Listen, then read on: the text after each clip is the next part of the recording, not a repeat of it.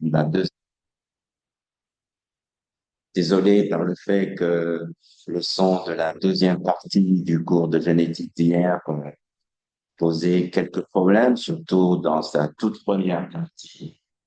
De toute façon, le lien, vous pouvez regarder dans votre téléphone et écouter le cours. Je ne pourrais pas le reprendre dans son entièreté parce qu'en fait, il y a des parties où on entend très bien, etc.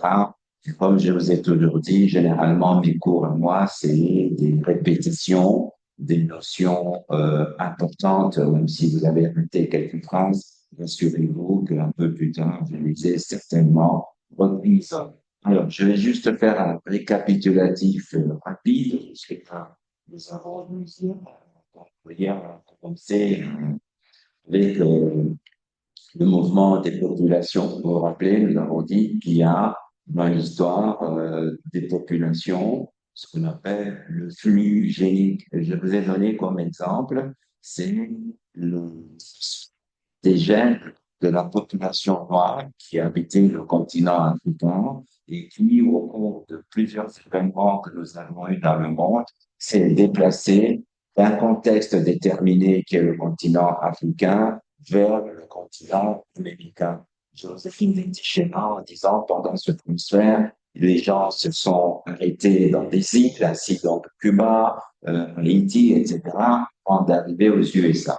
Le deuxième aspect que je relevais hier pour parler des populations, ce que je vous avais dit, les populations sont dans un contexte déterminé. Donc, l'environnement constitue, si vous voulez, le biotope, on peut dire en biologie, le biotope dans lequel vit une certaine population. Et il faut savoir, vous l'avez déjà vu, que notre phénotype, l'expression que nous avons de nous-mêmes, une expression visible, donc les caractères que nous manifestons des caractères qui sont dictés par le gène, vont dépendre aussi de l'interférence avec l'environnement. Nous avons vu que l'environnement africain est bien différent de l'environnement américain. Nous avons vu donc, par exemple, que lorsqu'on prend justement, on va prendre un exemple très simple, je vous ai donné hier, couleur de la peau. Lorsque vous êtes dans un environnement fort ensoleillé, nous avons tendance à avoir la peau plus foncée. Foncée que lorsque nous nous retrouvons au Brunei, dans un milieu enneigé, il n'y a pas de soleil, etc., on a tendance à avoir une peau claire. Ça, c'est ce que nous avons vu d'une façon générale, qui explique donc l'étude de la population. La génétique de la population va nous permettre d'étudier un ensemble d'individus qui vivent dans un contexte déterminé. Je reviendrai dessus sur le tableau pour encore mieux définir qu'est-ce que c'est une population. Alors, hier, nous avons vu aussi, on a commencé avec l'exemple des populations qui vivent en République démocratique du Congo. Je vous ai posé la question, d'où vient la population congolaise? Hier, je vous ai dessiné la carte de l'Afrique. Je vous ai dit que la population congolaise, dans son ensemble, provient d'une région entre le Nigeria, le Cameroun, enfin, en Afrique de l'Ouest, le long d'une rivière qu'on appelle Benin River.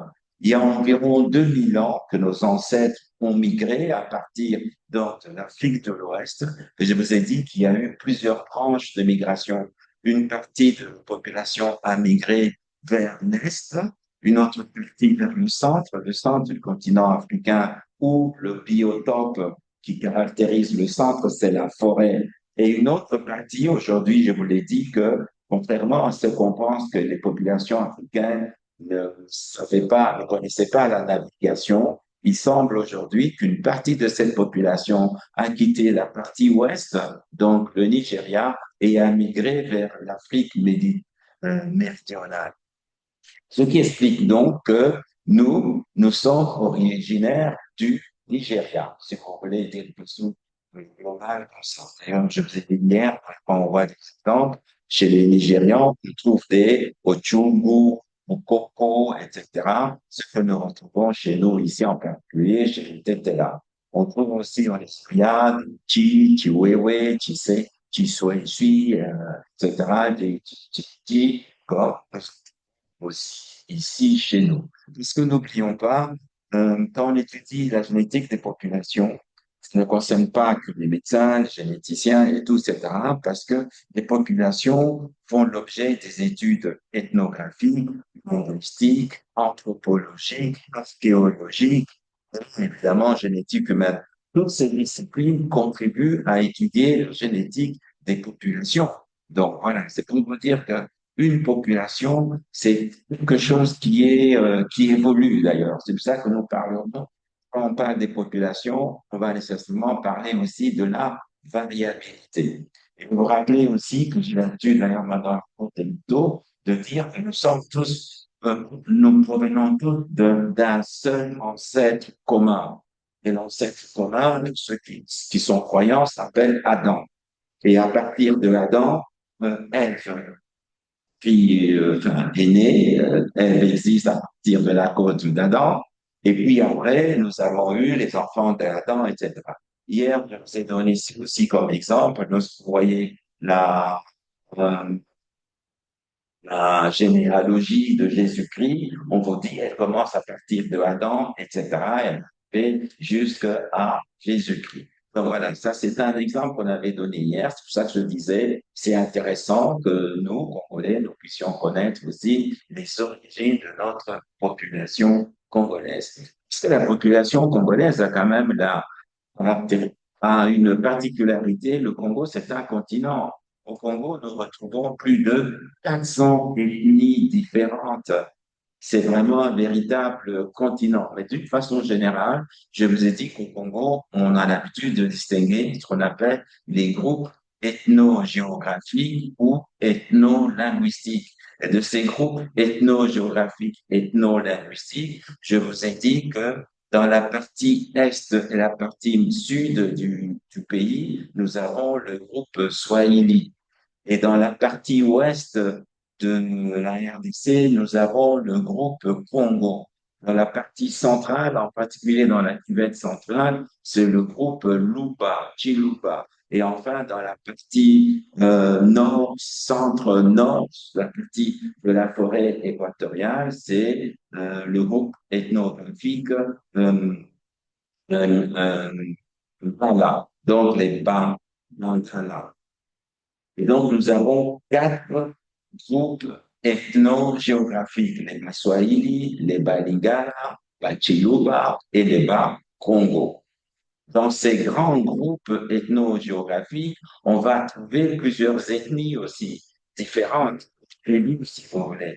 Et vous savez que pour certains ethnologues, anthropologues, en dessous de ces ethnies, on parle aussi des clans. Et vous vous rappelez, je vous disais, par exemple, dans le Kasaï, il y a des régions où les gens se marient entre les Benakamuji avec les Benakamuji, les Benakabwe avec les Benakabwe. Et donc, ça, ce sont des sous-divisions, si vous voulez, que généralement on appelle des clans. Et alors, je vous disais aussi que le Congo a un avantage, c'est que, s'il s'agit de la génétique, le Congo constitue un groupe, ce qu'on appelle un stock génétique homogène. Pourquoi est-ce que je dis ça?